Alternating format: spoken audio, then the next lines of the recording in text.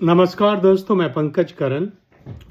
आज हम बात करेंगे क्रोनिक और लॉन्ग स्टैंडिंग एट्रियल फिब्रिलेशन का सर्जिकल ऑप्शन क्या है।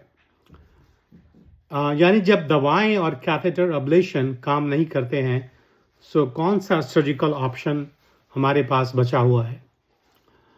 अगर आपको धड़कन तेज होना, थकान होना, सांस फूलना और हार्ट कंट्रोल का जो रेट है उसमें कठिनाई हो रही है, तो यह वीडियो आपके लिए बहुत ज़रूरी है। पहला क्वेश्चन यह है कि भाई सर्जरी की ज़रूरत क्यों पड़ती है। लंबे समय तक एट्रियल फिब्रिलेशन रहने से जो एट्रिया होता है, लेफ्ट एट्रियम जो होता है, ऊपर का चैम्बर लेफ्ट साइड में, वो फैल जाता है, बड़ा हो जाता है, अंदर स्कार बन जाते हैं, वो निशान बन जाते हैं और उसके अंदर जो इलेक्ट्रिकल सिग्नल होता है वो अस्थिर हो जाते हैं। इससे होता ये है कि दवाएं और कैथेटर अब्लेशन काम नहीं करते हैं। सर्जरी इन स्थितियों में सोची जाती है जब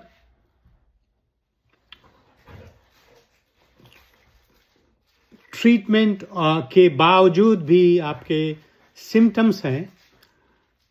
अगर कैथेटर अब्लेशन सक्सेसफुल नहीं हुआ है और अनसक्सेसफुल हुआ है, अगर आपको एट्रियल फिब्रिलेशन लंबे समय से, कम से कम 1 साल से चल रहा हो, और आपको अगर हार्ट सर्जरी की, ओपन हार्ट सर्जरी की ज़रूरत है क्योंकि बाईपास करना है या वाल्व रिप्लेसमेंट करना है, या अगर आपको स्ट्रोक का ज़्यादा खतरा हो, या आपको हार्ट फेलियर हो रहा है, तो उन सब स्थितियों में सर्जरी पर का ऑप्शन बनता है और उसको डिस्कस करना ज़रूरी है। हम इस पर बात करेंगे कि भाई कौन कौन सा ऑप्शन है यहाँ पर। तो सबसे पहली जो सर्जरी काफ़ी फेमस है, काफ़ी पॉपुलर है, उसको बोलते हैं कॉक्स मेज सर्जरी। वो गोल्ड स्टैंडर्ड है। ये एफिब को ठीक करने की सबसे प्रभावी सर्जरी मानी जाती है। ये कैसे काम करती है? जो सर्जन होते हैं, कार्डियक सर्जन, वो एट्रिया के अंदर बहुत स्कार लाइन बनाते हैं, या रेडियो फ्रीक्वेंसी यूज़ करते हैं या क्रायोथेरेपी फ्रीजिंग यूज़ करते हैं। तो ये स्कार जो एक दीवार की तरह काम करती है और एक गलत इलेक्ट्रिकल सिग्नल को रोक देती है। तो उससे होता ये है कि हार्ट का जो इलेक्ट्रिकल सर्किट है एक नियंत्रित मेज के में बदल जाता है, एक प्रीडिफाइंड रूट में वो चलता है। सफलता दर 70 to 90% मरीजों में लंबे समय तक नॉर्मल रिदम वापस आ जाता है। कब करते हैं? जिसको सालों भर से एट्रियल फिब हो, उनका लेफ्ट एट्रियम बड़ा हो, कैथेटर अब्लेशन असफल हो चुका हो और वाल्व सर्जरी की ज़रूरत है और बाईपास सर्जरी की ज़रूरत है। देखिए, इसमें कमियां तो ये है कि भाई आपको रिकवरी ज़्यादा लगती है और ओपन हार्ट सर्जरी भी करना पड़ता है। दूसरी सर्जरी की बात करते हैं, उसको बोलते हैं मिनी मेज। ये जो है थोरैकोस्कोपी एक दूरबीन से की जाती है और हार्ट के ऊपर में बाहर से ही उसमें अब्लेशन किया जाता है हार्ट के बाहर से, और एट्रिया के बाहरी सतह पर, अंदर में नहीं। और इसमें सर्जन जो है पल्मोनरी वेन आइसोलेशन भी करते हैं और इसमें लेफ्ट एट्रियल अपेंडेज है, उसको भी बंद किया जा सकता है। फ़ायदे क्या है? फ़ायदे ये कि भाई आपको ओपन हार्ट सर्जरी नहीं करना पड़ रहा है, कम दर्द हुआ, कम ब्लीडिंग हुआ, जल्दी रिकवरी में हुआ, अस्पताल में 2-3 दिन रुकना काफ़ी है। वो सिम्टोमेटिक एट्रियल फिब में इस्तेमाल करते हैं और उनके लिए जो कि जिनमें ओपन हार्ट सर्जरी आप नहीं कर सकते हैं क्योंकि उनमें कंट्राइंडिकेशन है और उनको ज़रूरत नहीं है, ना उनको कोरोनरी बाईपास की ज़रूरत है, ना हार्ट वाल्व रिप्लेसमेंट की ज़रूरत है, और साथ में वो भी हिस्ट्री है कि उनका कैथेटर एब्लेशन वो फेल हो चुका है। इसमें सफलता 60 to 80% होती है। और दूसरा है हाइब्रिड कन्वर्जेंट प्रोसीजर, उसमें सर्जरी और कैथेटर एब्लेशन का एक संतुलित तरीका है। क्या होता है, सर्जन दिल के बाहर वाली सतह पर एब्लेशन करते हैं और इलेक्ट्रोफिजियोलॉजिस्ट है वो दिल के अंदर एब्लेशन का काम करते हैं। उनके लिए है जिनका क्रोनिक एट्रियल फिब्रिलेशन है, लेफ्ट एट्रियम चैम्बर बड़ा है और कई बार कैथेटर एब्लेशन असफल हो चुका है और जिनको स्ट्रोक का खतरा ज़्यादा है। 70 to 85% यह कैथेटर एब्लेशन से बेहतर माना जाता है। दूसरी सर्जरी है लेफ्ट एट्रियल अपेंडिक्स क्लोजर। ये एफिब को ठीक नहीं करता है लेकिन स्ट्रोक का रिस्क कम करता है। देखिए, एट्रियल फिब में 90% से ज़्यादा खून के जो क्लॉट होते हैं वो लेफ्ट एट्रियम अपेंडेज में बनते हैं। तो आप सोचिएगा कि लेफ्ट एट्रियम तो है, लेफ्ट साइड का अपर चैम्बर है, अपेंडेज क्या होता है? वो लेफ्ट एट्रियम का एक भाग है जो कोना में होता है, उसका अपेंडेज बोलते हैं, जहाँ की ब्लड स्टैग्नेंट होता है ज़्यादा और उससे ही क्लॉट बनता है और उसी से फिर माइग्रेट करके स्ट्रोक करता है। तो उसके लिए बहुत ज़रूरी है, लेफ्ट एट्रियल अपेंडेज क्लोजर से होगा कि आपका स्ट्रोक का रिस्क बहुत कम हो जाता है। कैसे किया जाता है भाई? कैसे इसको आप हम क्लोज कर सकते हैं? उसका एक क्लिप आता है, एट्रियल क्लिप बोलते हैं, उसको लगा दिया जाता है। तो उससे होता है कि वो एरिया को जो है सो उसमें खून जाता ही नहीं है। सर्जरी से उसको क्लोज कर सकते हैं जो अपेंडेज है, और दूसरी बात है उसको हटा सकते हैं जो फ्लैप है, और उसको स्टेबल किया जा सकता है ताकि उसमें उसके उस तरफ ब्लड का सर्कुलेशन ही नहीं हो।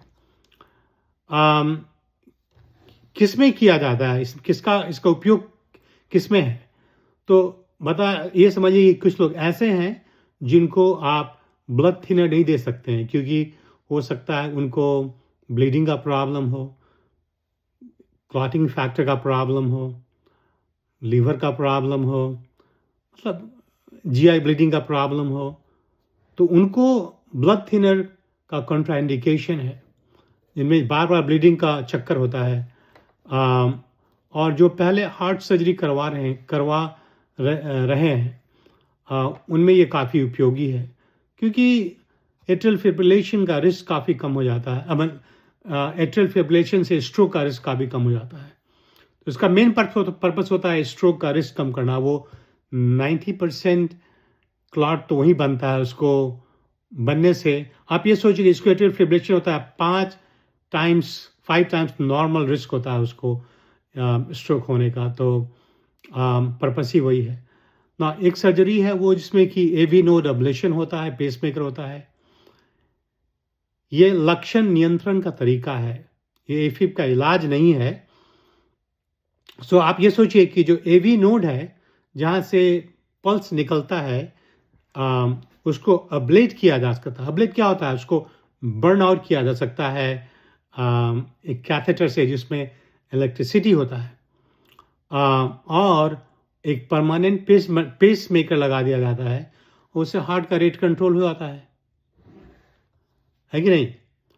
सो फायदा क्या हुआ कि जो धड़कनें हैं, जो रिद्म है वो नियंत्रित हो गई और लाइफ का स्टाइल जो है बेहतर हो गया। एक ये अच्छा विकल्प है बुजुर्गों में।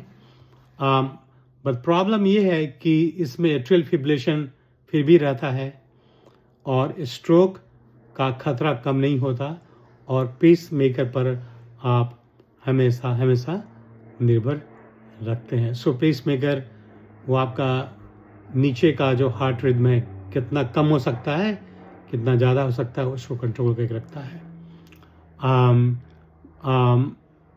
दूसरा ऑप्शन है सर्जिकल पल्मोनरी वेन आइसोलेशन। ये केवल पल्मोनरी वेन का जो बिजली की गड़बड़ी से होता है उससे अलग करता है। कब किया जाता है? तब शुरुआत में किसी को क्रोनिक एट्रियल फिब्रिलेशन होता है जिसमें कैथेटर अब्लेशन जो है सो असफल हो चुका है, और थोरेसिक सर्जरी के दौरान 50 to 70% सक्सेस रेट है इसका। तो सवाल होता है कि इतनी सारी बातें हैं, कौन किसके लिए अच्छा है? भाई बात यह है कि आपका कार्डियोलॉजिस्ट, आपका कार्डियक सर्जन और इलेक्ट्रोफिजियोलॉजिस्ट साथ में मिलकर आपके सिचुएशन को समझेंगे और आपको सही मार्गदर्शन करेंगे। लेकिन आपको हम एक जनरल गाइडलाइन बतला देते हैं कौन सा विकल्प सबसे अच्छा। देखिए, कॉक्स मेज जो है सबसे प्रभावी है। मिनी मेज जो है कम इन्वेसिव है, सस्ता भी पड़ेगा, अस्पताल में कम रुकना पड़ेगा, रिकवरी जल्दी हो जाती है। हाइब्रिड प्रोसीजर है वो, जबकि डिफ़िकल्ट क्रोनिक एट्रियल फिब्रिलेशन जो जवाब नहीं देता है एब्लेशन वगैरह से, वो हाइब्रिड प्रोसीजर उसके लिए अच्छा है। अगर स्ट्रोक प्रिवेंशन करने की बात आती है तो लेफ्ट एट्रियल अपेंडेज क्लोजर जो है वो ज़्यादा इफ़ेक्टिव है। अगर आपको आराम चाहिए तो एवी नोड अब्लेशन पेसमेकर जो अच्छा ऑप्शन है। सर्जिकल पल्मोनरी वेन आइसोलेशन वो तो चुने हुए मरीजों के लिए होता है।